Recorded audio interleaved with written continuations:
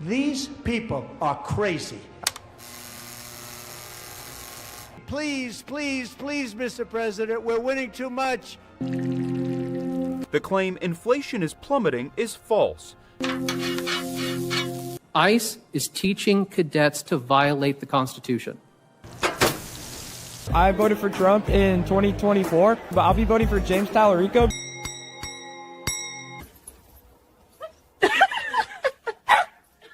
Today is going to be my peaceful day.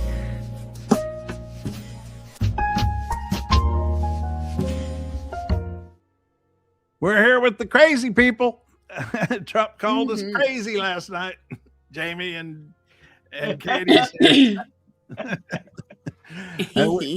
and we were crazy last night. We had we tested out our new chat room and had a few bugs, but our new online keyboard only chat where we could do real-time chatting. We followed the State of the Union last night, had a good time. I don't know if anybody had time to get drunk or anything. They were everybody was busy chatting. So although I think away a bottle. Jack did mention something about getting out to Jameson. So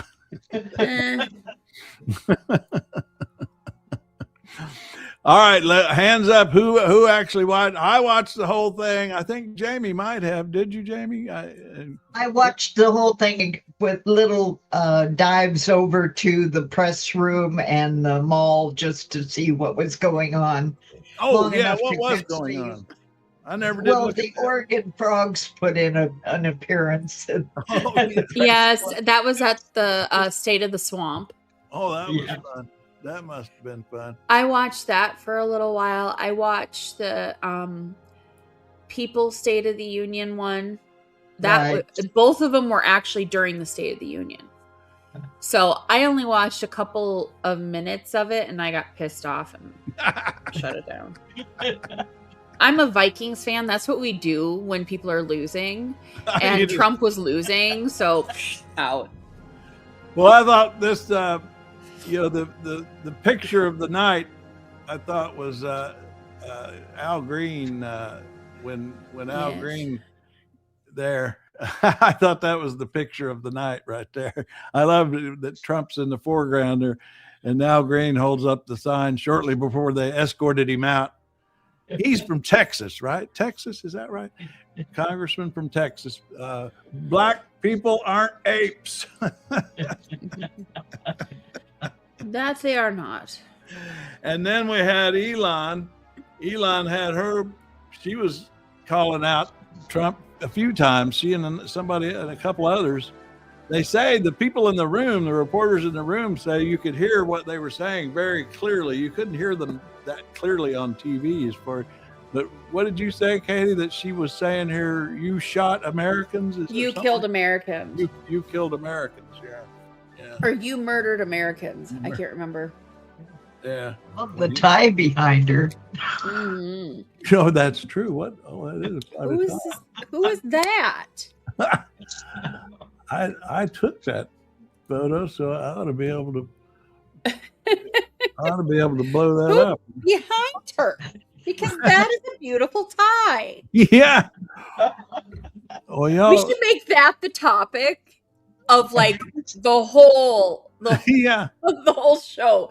The tie. Yeah, I'm gonna go. Y'all can talk amongst yourselves for a minute. I'm gonna go look for that, get that picture, and blow up that tie. Now you can look at the polls while you're there. Then we can call that congressman and say, "Hey, where did you get it? Where'd you get that tie?" Yeah, I like that. Yeah. Let's see. Incoming 225 uploads. Here's Ilhan. Oh God. Okay, now I can blow up the. Oh yeah, huh? All right, let's see if I can blow it up anymore. All right, I'm busy. Y'all got to talk to yourselves. He's going down the rabbit hole. I'm down the rabbit hole. Down the rabbit hole. All right.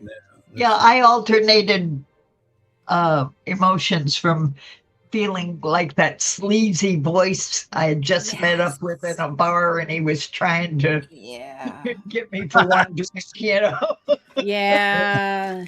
The used car salesman kind of smarmy. That one, and then getting angry at him for saying something so horrendously ignorant, and then worried about the man because he kept mispronouncing words and slurring. Oh, he was sundowning. He was sundowning. Ooh. Oh, bad.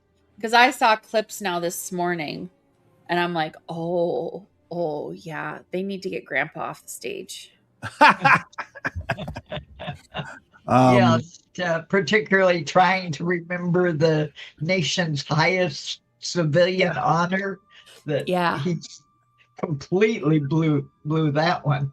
Yeah, and the way he tries to cover when he's making these mistakes too is always entertaining. Oh, here, I just discovered a fairly easy way to do this. Let's see if this works. This will be a new. This will be a new cat down there. I feel like it was a Jamie Raskin kind of thing, but I don't think it was Jamie Raskin.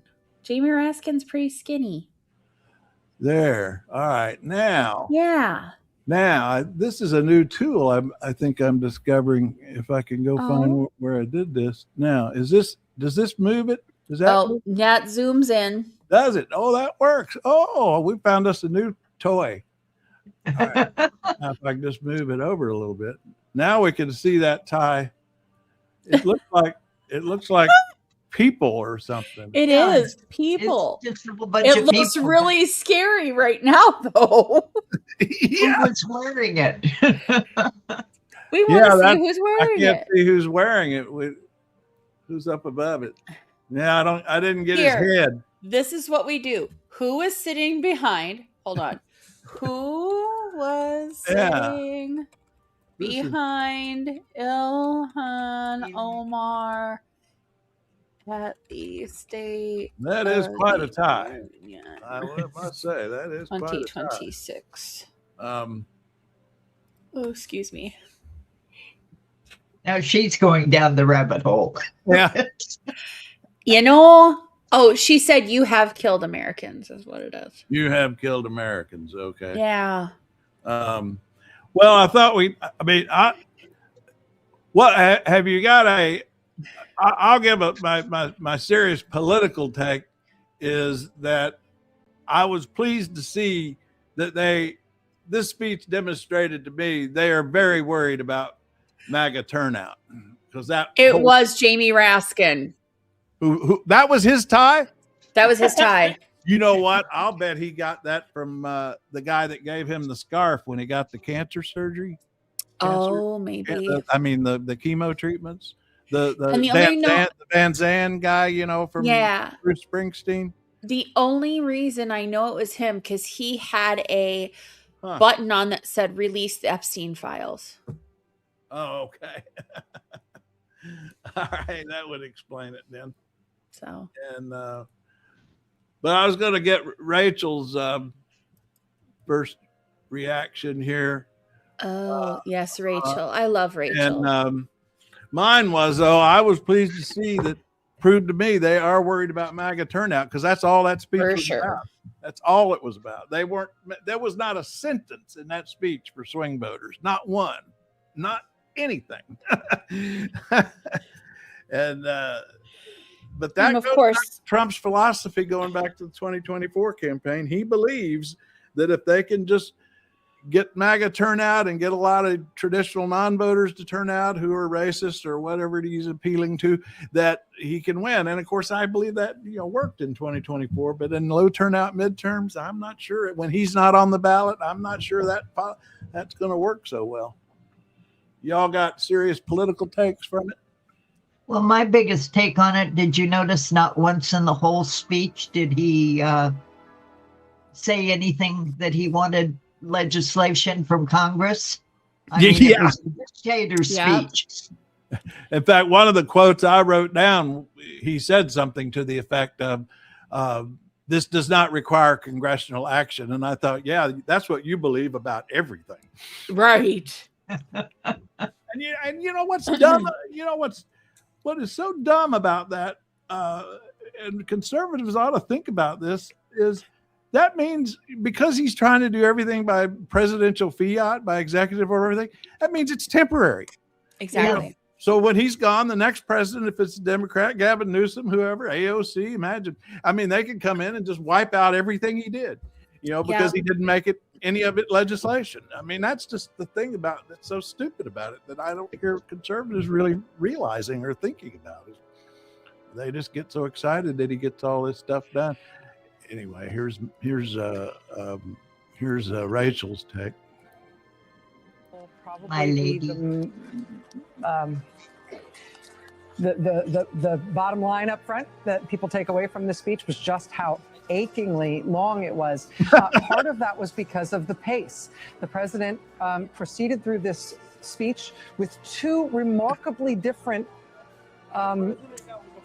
speeds. At the very beginning, he was speaking very quickly and very excitedly, and he ran through a number of striking lies on economic matters.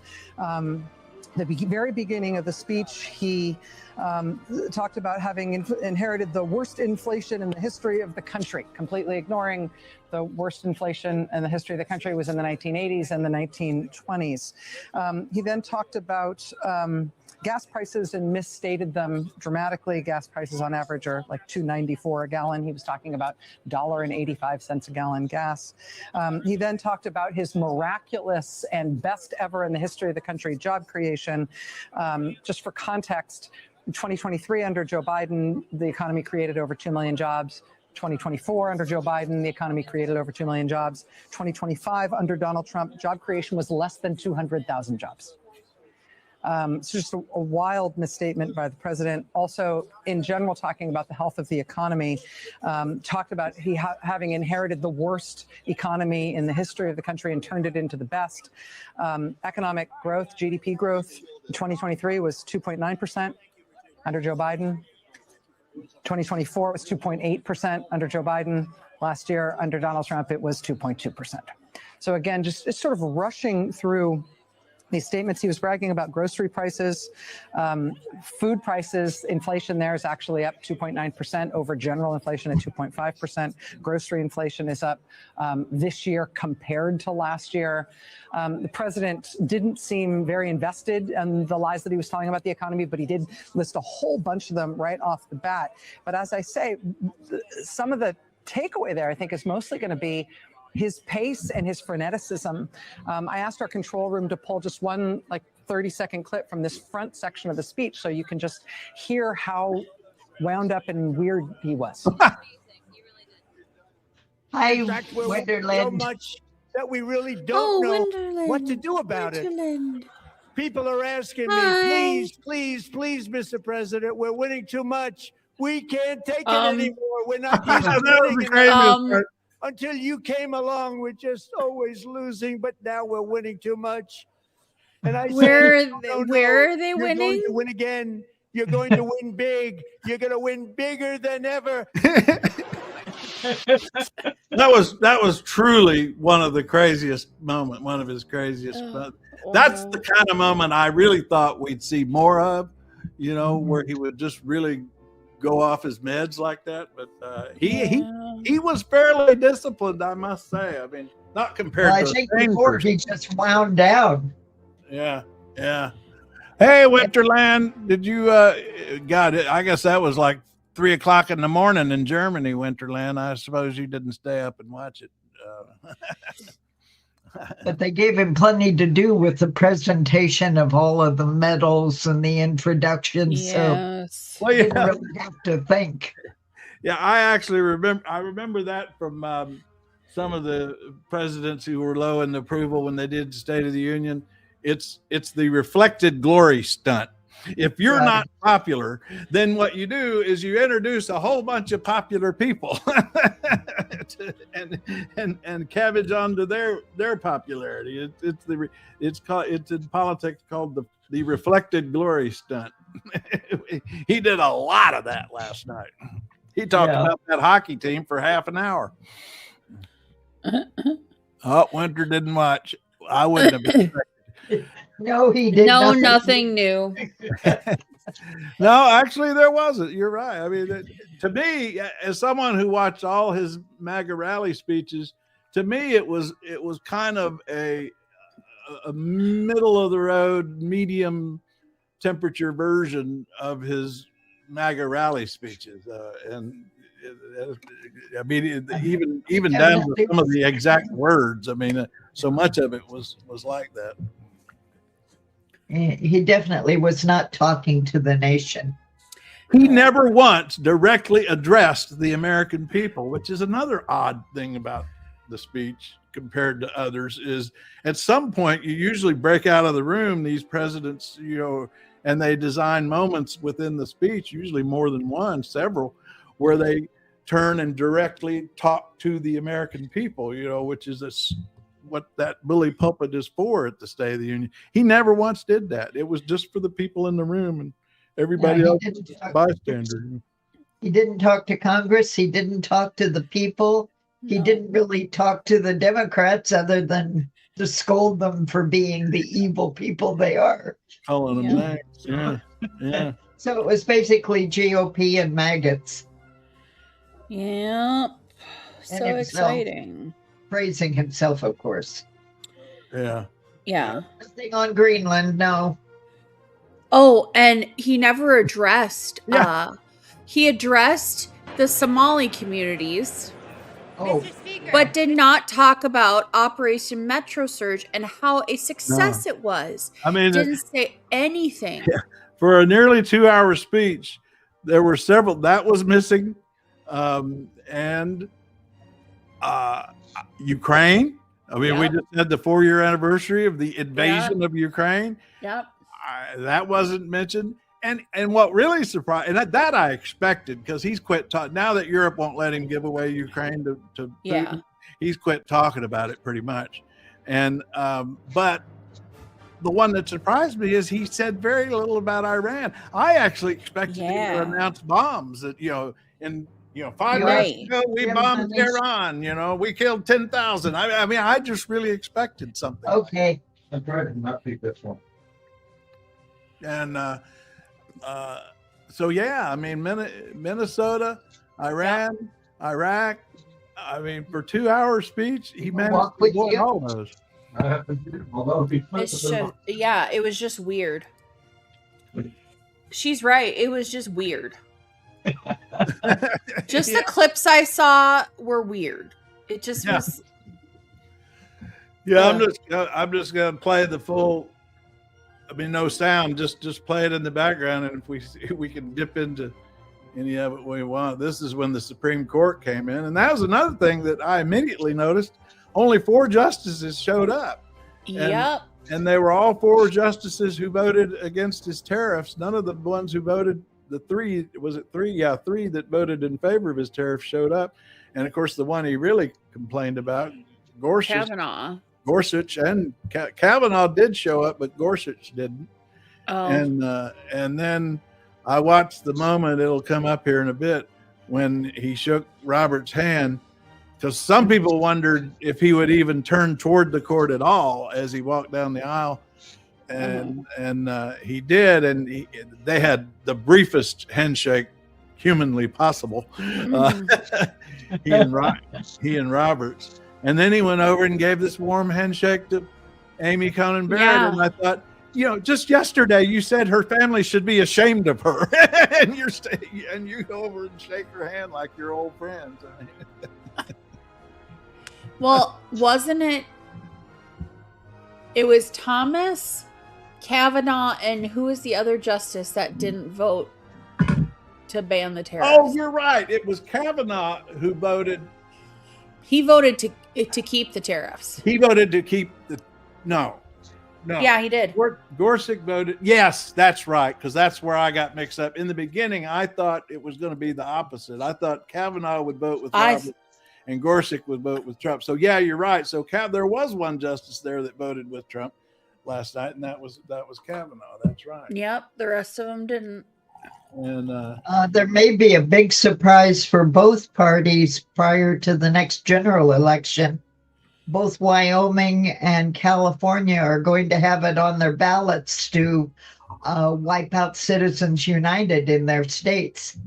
Oh, good. Oh, Yeah, that is something states can do.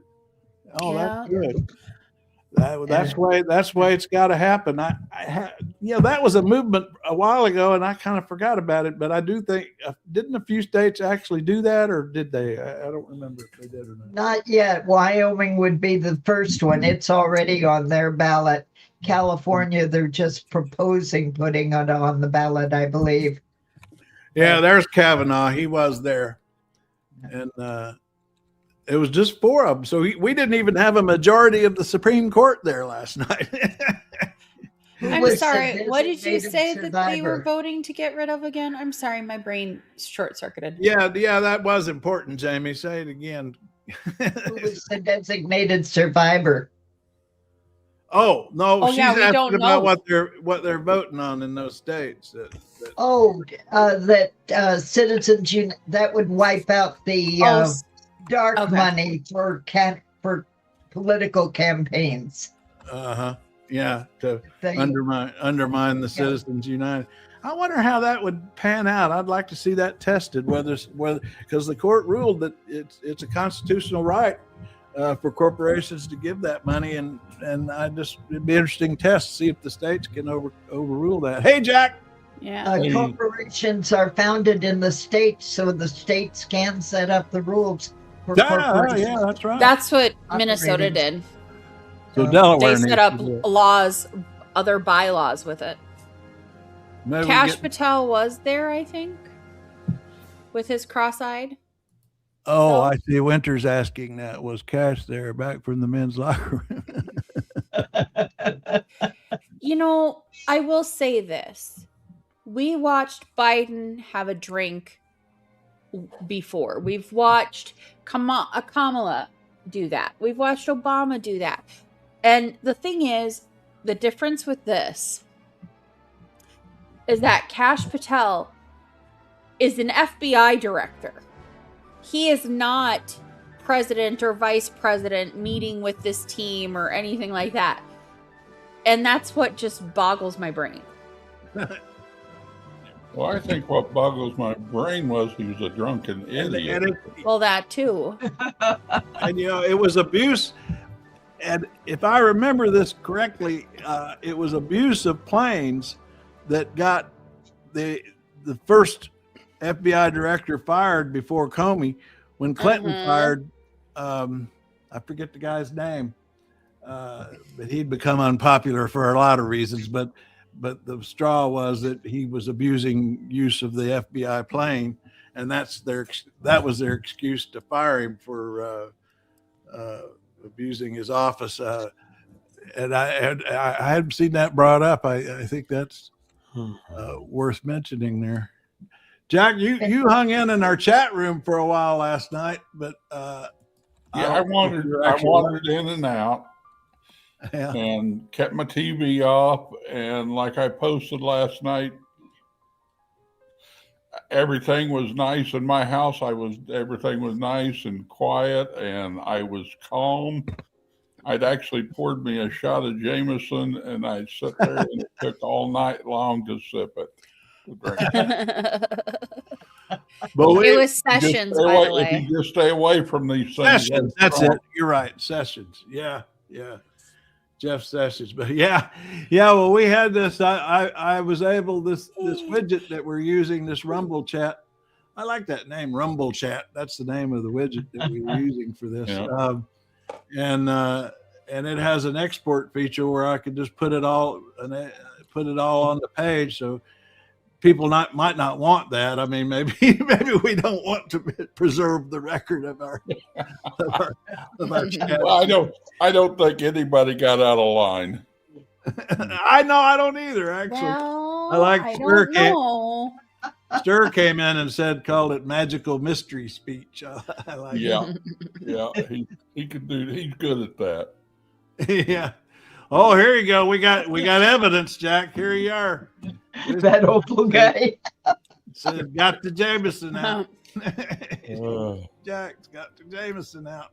It says right there. Anyway, that's online if anybody really wants to see us unplugged. That's our diner, digital diner unplugged at night on the archive on Trail Mix. Well, I thought it worked well. Yeah. I'm not sure how much you're paying for it, whether it's worth the. Well, it may not be worth it because I'm testing it. How they get you is the free version only allows 5 people in the room. Yeah. Oh. And then what they do, and this is tricky, is then in order to get more than 5 people, you have to go up to 50 people for $50 a month. Yeah, no. So there's nowhere in between, So it's either 0 to 50. That's lovely. And if you pay for the annual, if you pay for the whole year, it goes down to like $35 a month. But for right now, I just paid for 1 month to try it and see if it's worth it. That's like I subscribed to Sling for 1 month. I have to cancel it before the 30 days. You are just over. reminded me of something I need to cancel. Yeah, Thank you. You got to put those on your calendar. Yeah, I always do that. You got to do that when you get those free trial things. Yeah. But anyway, and Jamie, thank you for your $5 today at PayPal. I saw that. That was very nice. I appreciate that. you do too much on your own to have to actually also do that. But, hey, Opal. Oh man, I've been waiting for you to show up, Opal. I did I save it? I think so. Because I've been giving you credit for it. And I gotta see, did I keep it? Anyway, I took his line. I guess I did. I took your line, Opal, that calling this State of the Union stain on the Union. And gave you credit. That was a good line. That was good wordsmithing. We had Opal did that. Just like your way with words. Yeah, well, Opal, tell Opal guy basically, yeah, we have a bad life, a dull life. Oh yeah, old retired folks, Well, not Katie. Katie's got an exciting life. What? What are you talking about? Well, you're not retired yet, so you've got to have an exciting life, right? Well, I'm a stay-at-home mom. So how exciting is that? I play video games and I do diamond painting and I watch true crime. What's diamond painting? Diamond painting? You've never seen that? Basically, okay, remember paint by numbers kind of thing? Oh yeah. Okay. I did do a lot of that. Well, these are like little plastic jewels that you you paint the picture with. So I do that. I make a lot of coasters and bookmarks because I like those things. But I've done like full-fledged pictures. Class. Yeah. Huh. Well, I'd like to see some pictures. What is it, like a mosaic? Yeah, kind of. Yeah. Oh, they've got an owl. I'll have to get an owl. There you go. They've got like sun catchers and all that kind of stuff too for windows. I'm thinking about doing a couple of those just for funsies, something new, different. But yeah, you can get full kits and do it. It's really fun. Well, I like putting on true crime and listening to documentaries while I do it. So. Yeah, David is into those big time, and they're very good. I have a show for him. I have a show. It's called The Hunting Party. Oh, he watches that. Yeah, I just started watching season 1. Yeah, he's been watching that. I'm addicted. I am addicted. It's very formulaic and kind of gimmicky, but it is good. I mean, it is kind of it's classic network gimmicky TV, but in a good way. I'm not criticizing. Yeah. It's got a good, strong. Now, here's what I've been into is I've been dogs in the snow. I told you it was cold. I love videos of dogs in the snow. Here we go. This was actually my favorite. Watch this one. Watch him jump in.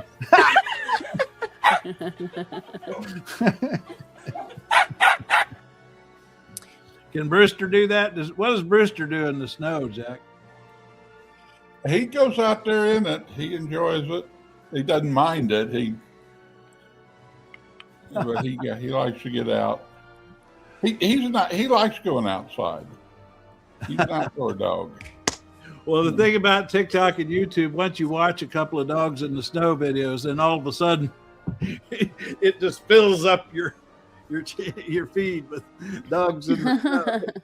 And I started watching a couple yesterday, and pretty soon I had about 50. Yeah, I guess that's something people like to do, is film their dogs in the snow. Oh, let's see. That Opal guy's got somebody to play with here, I see. Oh, yeah.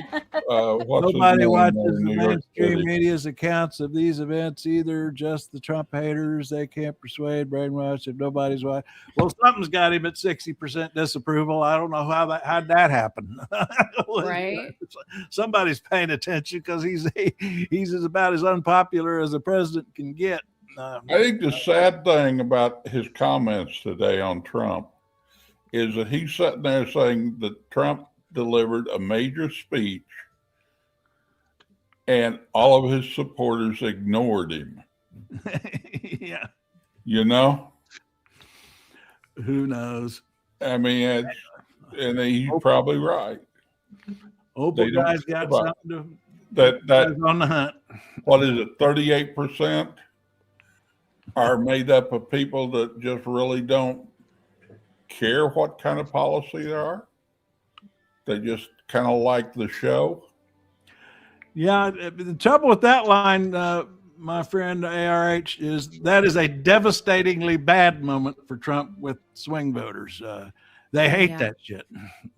Even if they don't like Democrats, they hate it when he starts talking like that. And yeah, I'm telling you, that speech was all about feeding the MAGA base, and there wasn't anything in it for swing voters. That's the way I see it. Well, that's why I say the more you get Trump in his Trumpiest thing, like last night, the better it is for Democrats. Yeah. It's always been that way. Yeah. I mean, Trump starts looking good when they basically let him go out there and nobody bothers covering him because, well, he's doing the same old shit and the reporters want something new. Yeah, when all they're seeing is the media complaining about Trump, that just kind of glosses over. But when they actually see Trump, saying mean and insulting stuff, just unprovoked. I mean, standing there last night just yelling all that stuff. I don't think that helps with swing voters if they paid any attention. But those are the clips that are getting played the most are those kind.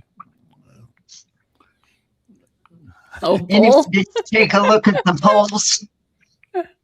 Oh, where did you say you put that? You put that on the website, and the proviso there is they only called people who watch the State of the Union.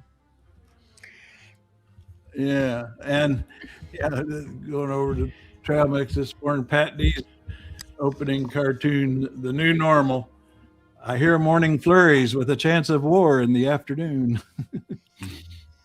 And so you've got this down here probably close to the we'll go to. Oh, that's good, Opal.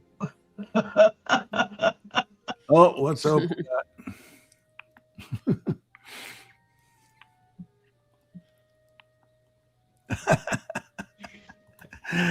I don't know what they're watching. Somebody's got his disapproval. I mean, do you realize, ARH, that your dear leader's disapproval rating right now in about half a dozen polls is only 3 points above August of 1974 when Richard Nixon resigned? Donald Trump is at 27% approval, and Richard Nixon was at 24%. 3 weeks before he resigned. So somebody's paying attention to something. I don't know if it's the media or where they're getting it.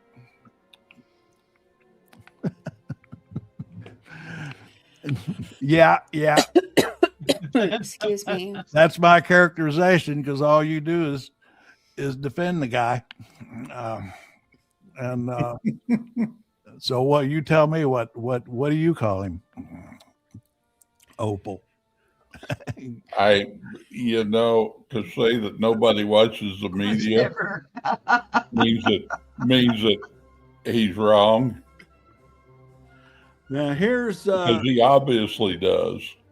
If you click on the link down at the bottom, you'll get a better image. Yeah, I was gonna say I need a better one. Okay, let's see. We get that up. I could actually blow that one up. If this is going to open a PDF, well. if this is going to open a PDF, then we're going to have trouble. I don't see where it opened it. It didn't open it. Let's see. Let's try to read the text. I can read it to you. Well, let's see what happens if I blow it up.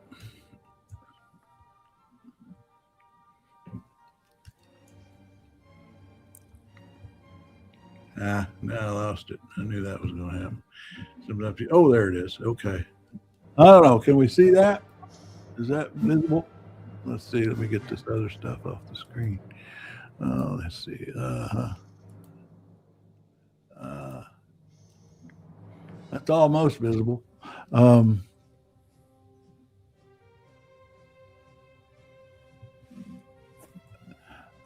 can't quite read it.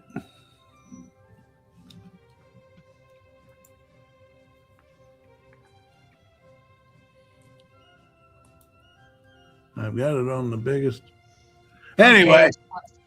Anyway, from his previous term in office, his net positives were 78, then 70, then 76. From his first one this term was 69, and that dropped to 64 for the net positive. But what is most unusual is the negatives. He has gone from a net negative of 31 to a net negative now of 36. So this was only people who actually watched the whole speech that they were polling. So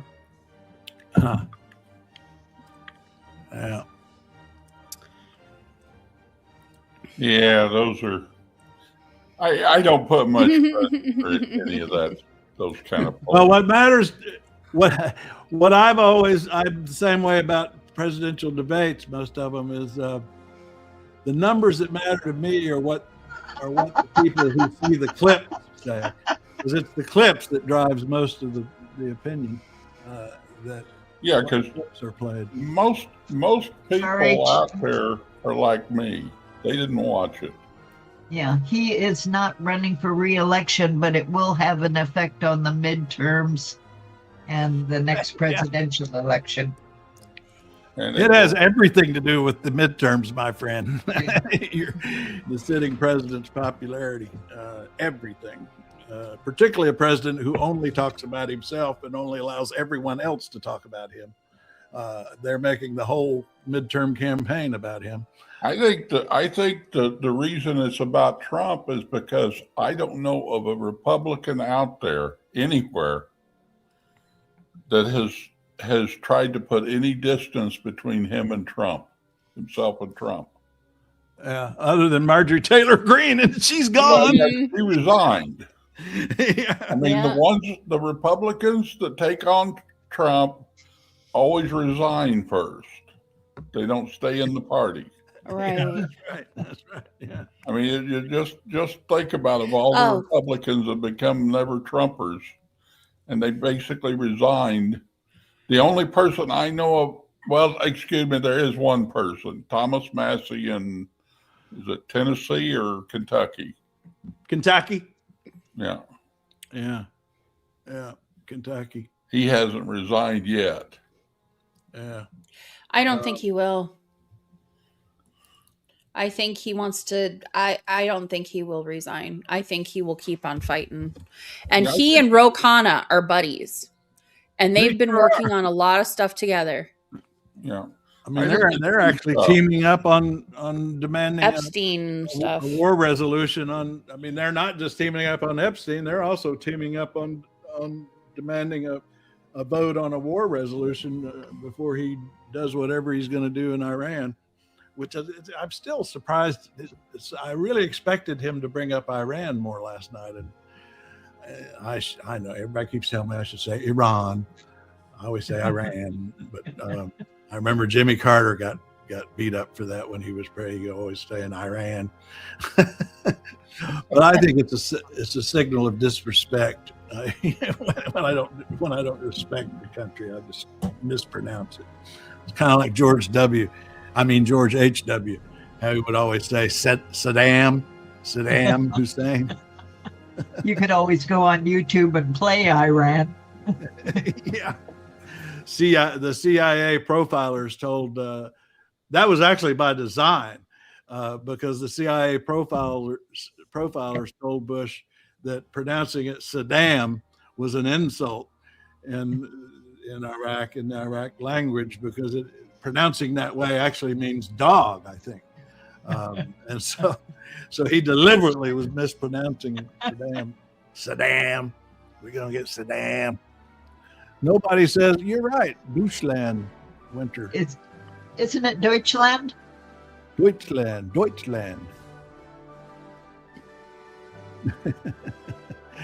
Oh, okay. All right. It's the economy. Yeah. Let's talk about the economy. Let's talk about one of these fact checkers that I saw last night. The topic on most people's minds.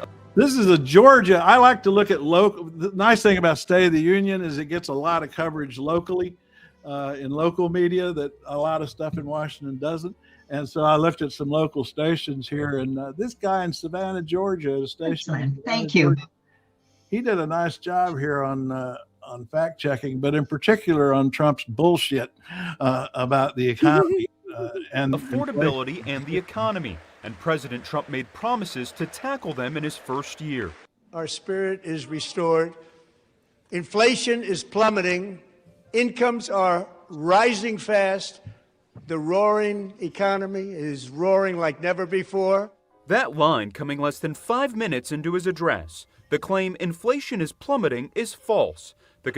See, now I like that. He says it's false. We're not saying untruth or hyperbole or whatever. This guy at the local station in Savannah just flat out says it's false. Consumer Price Index measures prices and how they change over time.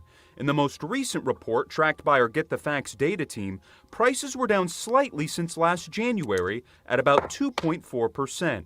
Then there was this claim we rate as mostly false regarding the price of gas. Gasoline, which reached a peak of over $6 a gallon in some states under my predecessor, it was quite honestly a disaster, is now below $2.30 a gallon in most states, and in some places $1.99 a gallon. The average price of regular gas has declined by 6%, but data from AAA puts the national average at $2.95 a gallon, not $2.30 or below.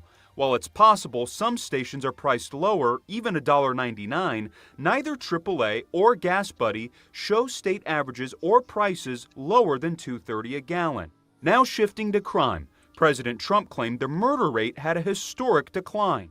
And last year, the murder rate saw its single largest decline in recorded history. This is the biggest decline, think of it, in recorded history, the lowest number in over 125 years. This needs more context. Experts told our partners at PolitiFact the final 2025 murder rate could be the lowest in at least 65 years based on FBI data and measurements, but they're cautious about going any further back in time, saying the data was inconsistent in the early 1900s and not comparable.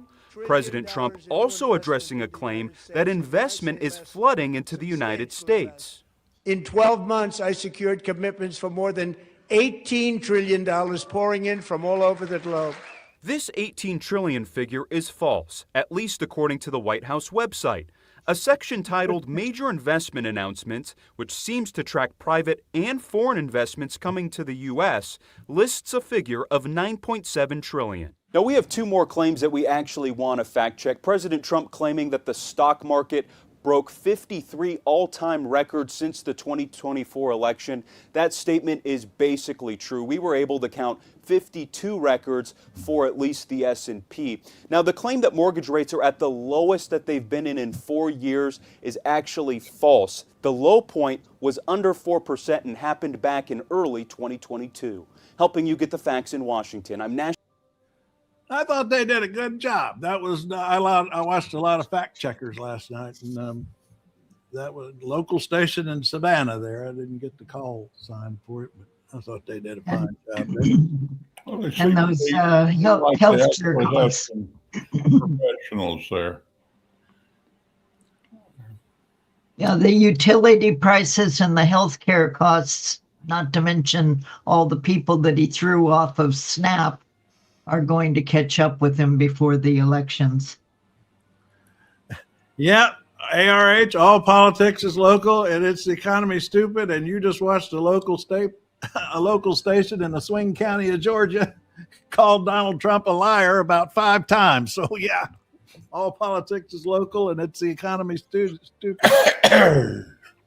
I think the interesting thing will be, and we'll see how it plays out, is once people get comfortable, it's only the economy stupid when things are going bad. Yeah. When people are comfortable, they start looking at other things. Yeah, it's like what is it they say that like when your neighbor loses his job, it's a recession. When you lose your job, it's a depression. Yeah, that's.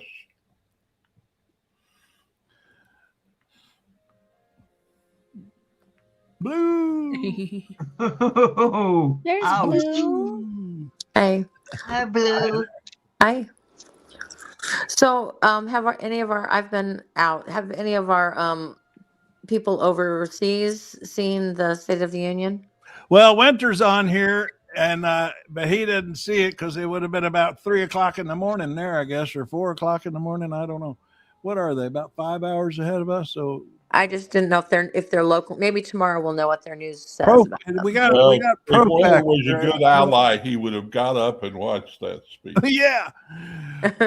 Prof Oak 22. I believe that's a new name. Where are you? Or where are you? Typically, the stock market hits all-time highs no matter who is president. Until it takes one of its bad nosedives, and then you're right, it goes back up again over the long haul. Yeah, I mean, it's so hard. So far.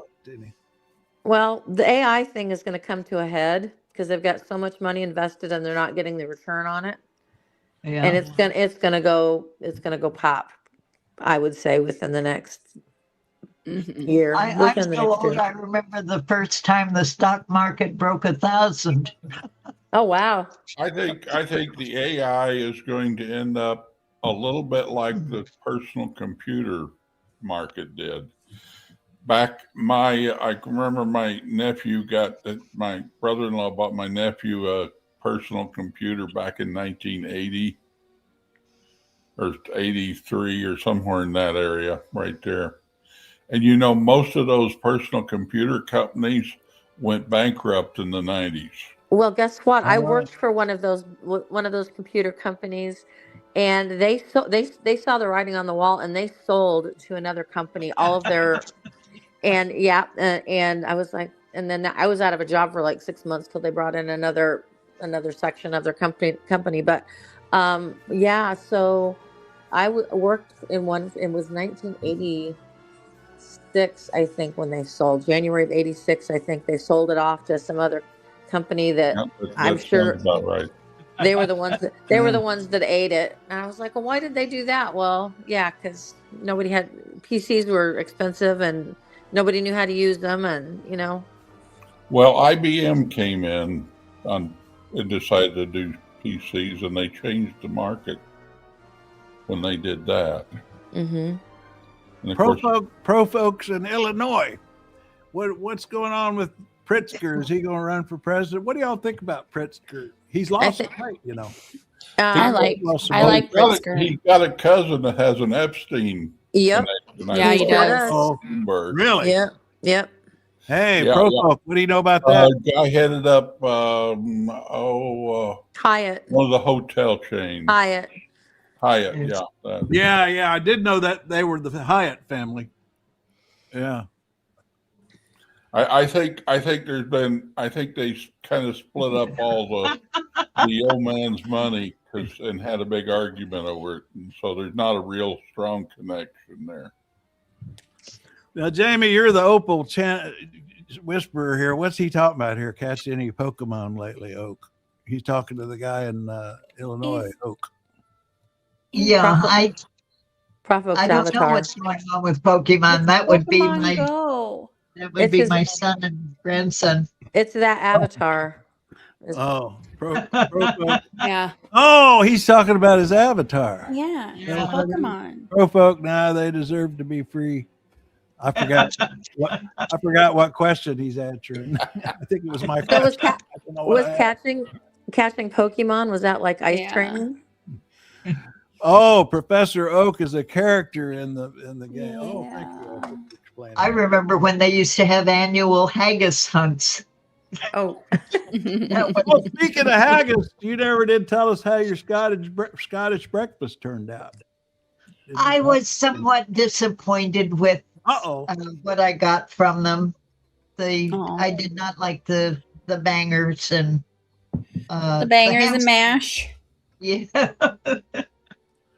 And the ham was okay. So since that dish requires a lot of meat. The inflation report. Did you pay more for the meat than the last time you made? Was it blood sausage? Yeah. I ordered it from a special place that I get all of my Scottish stuff online, so they are ridiculously expensive. They're good folk, and they get stuff to you, but you pay for it. Mm-hmm. All Scottish stuff. Huh. Yeah, I get a catalog that I wish my way through. What's it called? What's the company? Scottish stuff. I'm Scottish. I'm part Scottish, Scotch Irish. I'll have to get back to you on that one. My ancestors were brought over by the governor of Pennsylvania to kill Indians. Wow. I'm sorry. Well, I'm not proud of it. No. I've been kind of enjoying going back on the ancestry, the free one that the Mormons have. Oh, yeah. They've got generally they're creating a universal family tree. Mm-hmm. And so really, I've been going back, and I don't know how good the connections are, but I've been going back to. I have a lot of people that came over into the Massachusetts area, and there was one ancestor back there that did not make it on the Mayflower and was going to come on the next ship, except he died in Holland first. Oh my goodness. Greg, the name of the company is Scottish Gourmet USA. Oh, well, that's easy to remember. I'm gonna look that. I'll check that out. You say it's kind of expensive, though, huh? Oh yeah, but it's good stuff. And now, yeah, go ahead. I was going to tell Jack, my first set of Scots came over in the 1600s to the McCubbins to settle Maryland. And then my second wave of Scots didn't arrive until 1926 with my dad and his family. So I've got it on both sides. Yeah, I told a friend of mine who was Polish, and his folks came over at the turn of the 20th century, and he was talking about the Statue of Liberty and Ellis Island and all of that and our ancestors. And I said, you got to understand, my folks have been here for so long, we're still debating on whether the Statue of Liberty is art.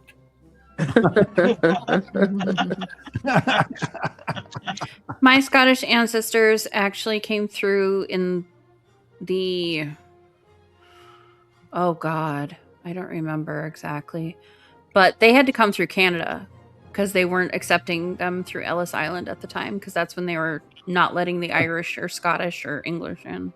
Oh, that porous northern border. So they had to go through Canada, and that's how my last name, everybody has seen it, is Holiday. Halliday. We have a hill in Scotland named Holiday Hill. Oh. Yep, we have a hill.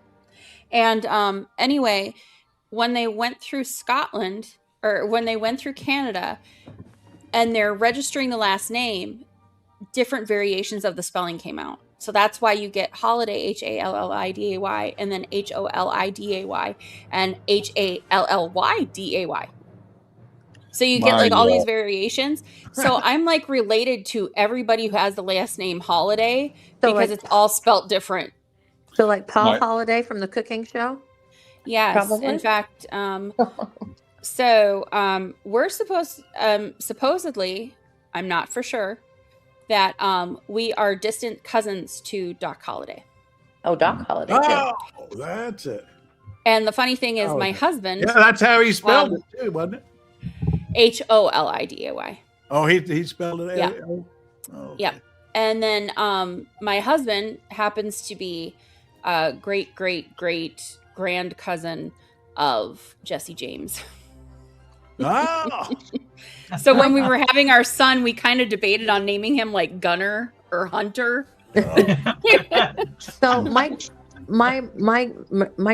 great grandfather knew Frank and Jesse James. Oh, nice. Wow. Yep. He mostly knew Frank because Frank settled, but he was my great grandfather. He was kind of a rounder. So yeah. Frank was kind of the sensible one, right? He was the one that kind of had a brain. Yeah, I think he farmed in Missouri or someplace, didn't he? Yeah. Yeah. I mean, he had the sense to. Yeah, he ended up settling, living, I think, in Kansas City. Did he? Yeah, I think so. So anyway, On my mom's side, descended from Daniel Boone's dad through one of the brothers. Before we run out of time, Blue, I need to get back into this because you were on top of it. Yes. Together we got on top of this 3 days ago. YouTube throttled our video because we were talking about it. And now, today, I'm noticing that mainstream media is 3 days behind us, but they're catching up. This story is getting legs, and I do think it's going somewhere. But now the main thing, though, is, I mean, just to back up, there is a woman who says that when she was 13, she was sexually assaulted by Trump, and she goes into graphic detail in a 30-minute video about it. And she has since pretty much disappeared. I mean, the key is, where is she? And if they can find her and she tells a credible story, I think we're in resignation country. I really do. Well, if this story can be found, if the public views her testimony as credible, but the key is we got to find her because I don't know where she is. All right. The problem with the resignation territory is you're thinking Trump's an ordinary person. Well, I'm thinking. I think Putin is going to tell JD Vance to kick him out. I mean, that could happen. He won't resign. He'll have to be. It'd have to be 25th Amendment. I got tickled last night talking about JD Vance. Opal's agreeing with you. I clicked over on Washington Post and they had the State of the Union going on. It was right there at the end. And Vance and what's his name? Mike Johnson were sitting there, and you could just see their eyes had glazed over. I didn't have any sound on. I just see the picture of him. Well, you know, he's got to be on a lot of blood thinners. So, I mean, all they have to do is tweak his meds, and he's gone. You don't have to worry about him resigning because he will be gone if they tweak his meds. But I really think this is what they've been hiding all along. Also, witnesses' testimony. The DOJ took and the testimony back. is still being hidden. And I think there's a chance they don't have it because that's one of the things he stole when he took all the documents to Mar-a-Lago. See, and the thing is, the documents that they took away that are missing from the files, they put some back. And the thing is, the testimony that they put back was on one of the Jane Does, right? Except they put her real name, they left her real name in it. So now her real name is in the files instead of her Jane Doe. Yeah, yeah. And she hasn't. She may be in hiding. Well, and she is. So it's very sad. Until today, I thought the media, and so far it's MS Now and CNN that I've seen so far, but that's a start. I thought the media was just going to stay away from this, but they're onto the angle that the DOJ is hiding testimony of a witness who made credible, at least the FBI at the time thought it was credible enough to interview her, charges against Trump.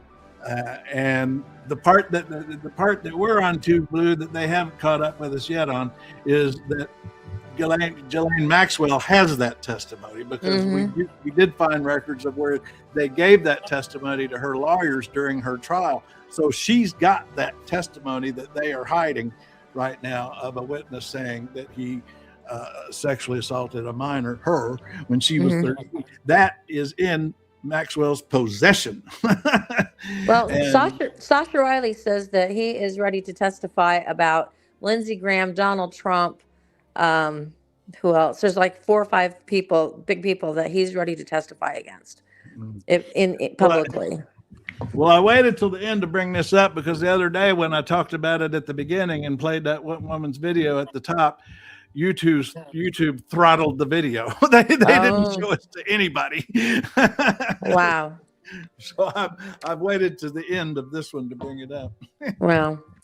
Well, you know, there was Project 2025 and there's the Epstein files. So, and there's going to be Sasha Riley testimony eventually, I think.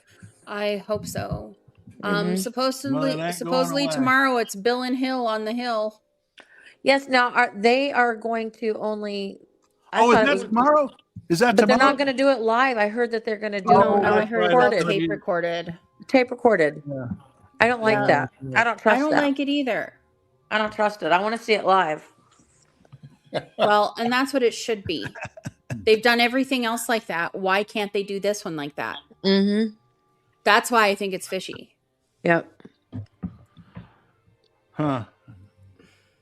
Well, Prof. Oak, thanks for showing up from Illinois. Yes. Come back. Please come back. And of course, Opal. We love you, Opal. Yeah. And Prof. Bot Slayer.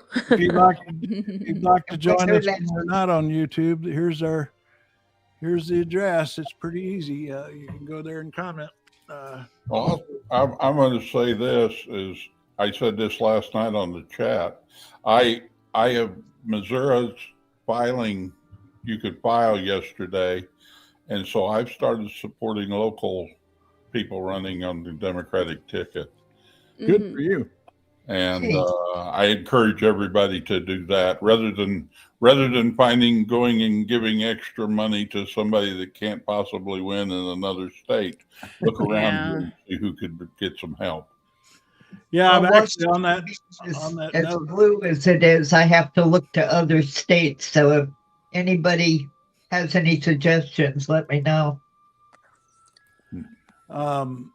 Yeah, that's true. Well, I think, what do you got going on there? What you've got going on there in Missouri, I mean, that's important. In the state Senate, is it possible Democrats could take over the state Senate in Missouri, Jeff? Right now, the goal for the Democrats is to at least get to where there's not a super majority in the Republicans. To whittle down their majority at least to where the Democrats can have some say in the world. Yeah.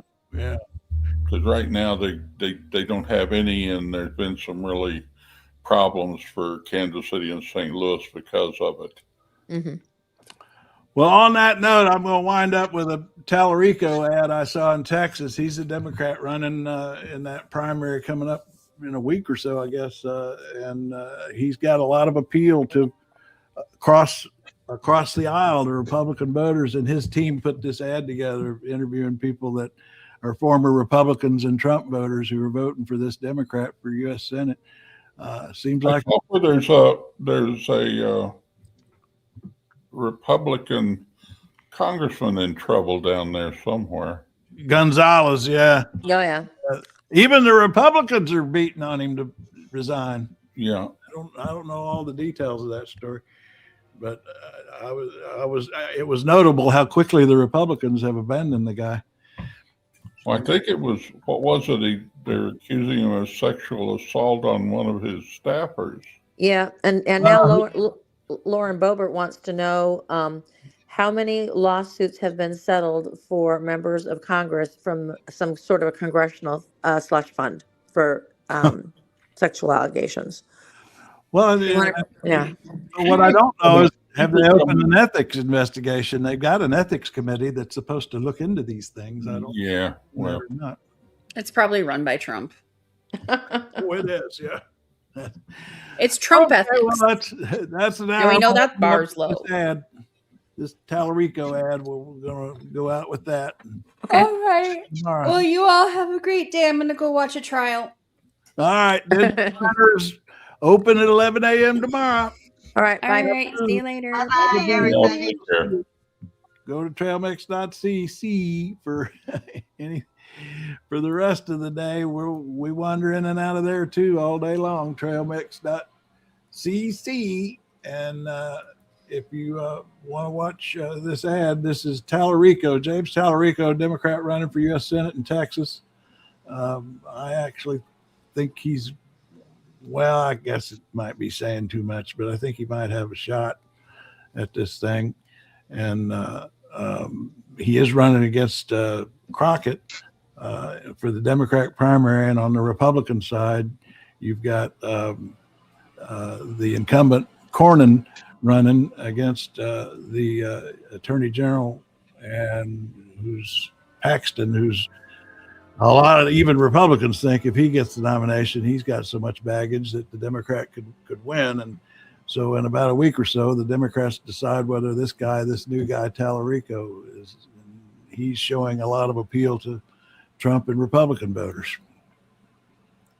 Former Republican. I voted for Trump in 2024, but I'll be voting for James Talarico because he knows what working people want. He knows what the common people want. James Talarico came on, and it just filled something that was missing.